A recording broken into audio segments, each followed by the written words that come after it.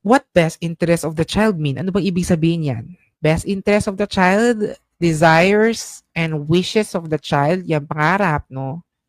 General health, welfare ng bata, no? Emotional relationship between child and parents, moral fitness of each parent, no? Are they capable na bigay yung needs ng bata? Environments provided by each parent, kailangan healthy. Parental capacity to provide care. Yan ang best interest of the child. Aside from the well-being and safety, no? Yan, make sure na naka-uphold natin yan. Ano pa example niyan siguro, halimbawa ano yun, pag may bagyo, no? Tapos, evacuation center, syempre, we have to prioritize yung welfare ng mga bata inside, no?